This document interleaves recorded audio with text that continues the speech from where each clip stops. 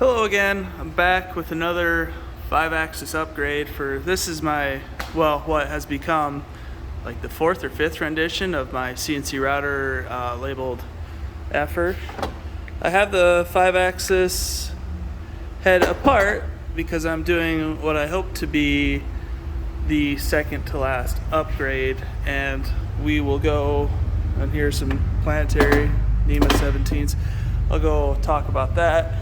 So I got caught on Hackaday, which is never a good thing at work. And there was a guy that was doing this concept called a bridge boy, a 5-axis head. And here was my first attempt to straight up replicate it. He has his in a SLS resin print, looks very nice. I tried to just 3D print it with PLA and do a shell casting. As you can see, the print was not watertight. Overall, there's some areas where it really, like the detail really showed in well, and then there's some not good areas. So I never even attempted to try with this. But then my second thought, well, hey, there are stronger filaments out there. Let's try that, because he did say that a guy could possibly get away with it if he, put in some wings. And I took his open source CAD, and that's exactly what I did. And this is just your PETG off of the Zon. But again, having to print it all in one shot, and then this is me making clearance room. But then this worked. Like, I had this on there, and it was doing it, but with the weight of the bearings in these two spots, I was having some issues. And obviously not the setup, but it was able to actually machine this for me. This is two different ones. This is just 3-axis machining. This one was actually not thick enough, so I didn't use it, but good for mock purposes.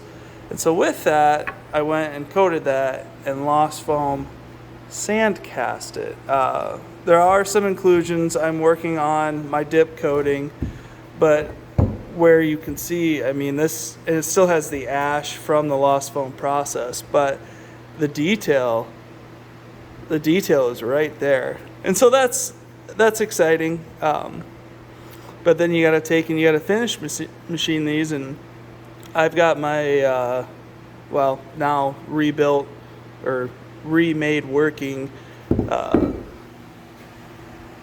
95 vertical machining center, Hitachi Seiki. So I used that, and this morning I finished up work on one of these.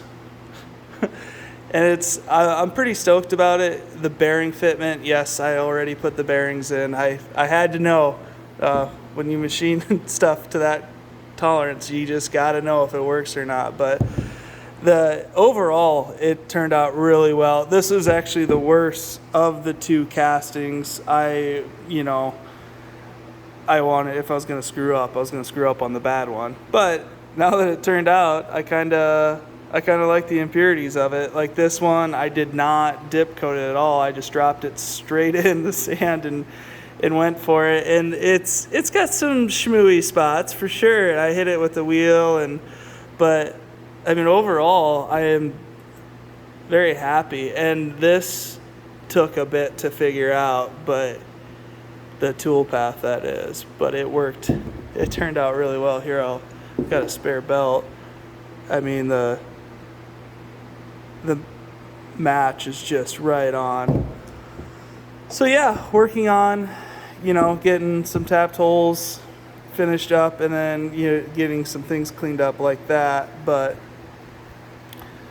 and it's got some weight to it, so hopefully my linear rails are good enough or rigid enough for it. But we will certainly find out. But yeah, just wanted to let everybody update. Oh, and then it's cool when you do a totally 3D scalloping tool path on a machine that was built with never having the intention of doing any of that. So